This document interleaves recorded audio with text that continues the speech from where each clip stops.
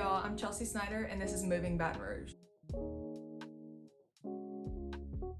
Today we're going to be talking about how to navigate the Baton Rouge real estate market. If you're considering buying in Baton Rouge, you'll want to be as informed as possible so you can make the best decision for you and your family.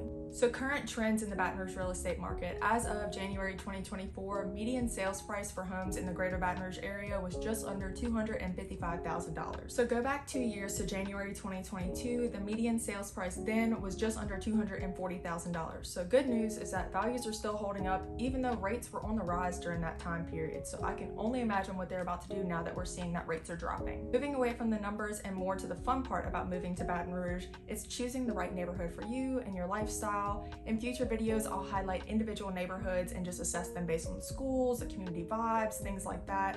If you're looking to move sooner rather than later and I haven't made a video on what exactly you're looking for, let me know, I'll point you in the right direction. There's such a wide variety of neighborhoods in Baton Rouge with different things to offer each individual person. So let's say you value like unique dining experiences and being close to things like that. The Garden District may be better suited for you than like Shenandoah, which is more in the suburbs. You're not gonna find as much of that over there. Moving into some first-time homebuyer tips. I know that being a first-time homebuyer can be very overwhelming if you're not working with the right people. I was a first-time homebuyer myself before I got my real estate license, and let me tell you, that was an experience to say the least. So I understand what you're feeling right now. Number one step is getting pre-approved with a reputable loan officer so we can know where to start on price, and then we can go from there as far as finding the house based on the features that you want. So after we find the house you want, we get a contract accepted. Next thing is gonna be putting down your deposit. It's standard in the Baton Rouge market anywhere between $500 to $1,000, so just be expecting to cut a check for that. So when we get all the way to the closing table, that money does get put towards your closing costs, so it's not just going into thin air. Also, let's say something comes up on the inspection and we have to back out of the deal. You're gonna get that money back at that point. So it's not just lost and the seller doesn't get to keep it under that circumstance. Speaking of inspection, that's what's gonna be coming next after your deposit. What's gonna happen is the inspector's gonna come in and look at the house from top to bottom. If you don't have an inspector that you like to use or you've used before in the past, I have recommendations that I could give you. So after that inspection is said and done, the inspector is gonna send out a report. We're gonna go through line by line and just read and see, hey, you know, this is something major that I wanna ask the seller for. Hey, maybe this is something that's minute that I'll fix myself after closing, not a huge deal. Basically, we're just gonna ask the seller for these big ticket items or things that just may be, you know, a pain in the butt that you don't wanna fix after closing, you know, and the seller can come back and say, hey, we'll fix everything for you, or hey, I'm only gonna fix a few things on here, or they can come back and say, instead of us doing any work before closing, we'll give you some money towards your closing cost instead of us having to go get the contractors and this, that, and the third.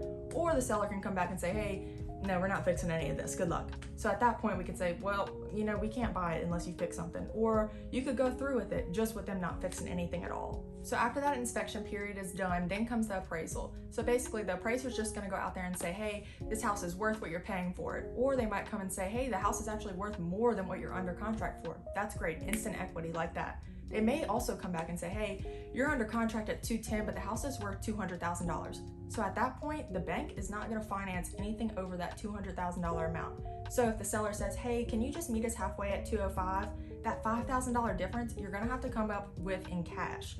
And that's a lot, especially whenever people are putting down a bigger down payment and with their closing costs and however, it's a lot of money to have to come up with. At that point, we could say, hey, you know, we can't meet you halfway, you know, that's just not gonna work. The seller can come down just to that $200,000 amount and everything is fine and dandy and we're good to go. Or they could say, well, we can't sell it for anything less than $205,000. At that point, we can walk away and you're also gonna get your deposit back. After the appraisal is done, we're moving right along. We're gonna do the final walkthrough before we have closing. Basically, we're gonna go in and say, hey, the house looks like it did whenever we put the offer in on it. Plus, if we ask for anything to be done on the inspection and the seller agreed to do those things, we're just making sure that those things were done completely. I'm also gonna have receipts for anything we had done by a licensed contractor, anything like that, but we're basically just making sure that the house is good to go and how we want it before you sign on the dotted line. Moving on over to closing day. This is the day where you're gonna get your keys and you're gonna sign your life away, or at least it feels like it. You know, maybe you're not actually signing your life away, but you are gonna forget how to spell your name after so many times of signing it. Knowledge is power, especially in real estate. They don't teach you how to buy a house the day that you turn 18. So having somebody that's gonna walk you through, hold your hand, tell you exactly what's going on step by step is really key, and that's exactly what I do. All right, that's all I have for today, and as always, if you're looking to buy or sell in the greater Baton Rouge area, I'd be happy to take care of you. I'll put my contact information below and then I'll put it in the description as well so it's easy for you to reach out. All right, bye y'all, till next time.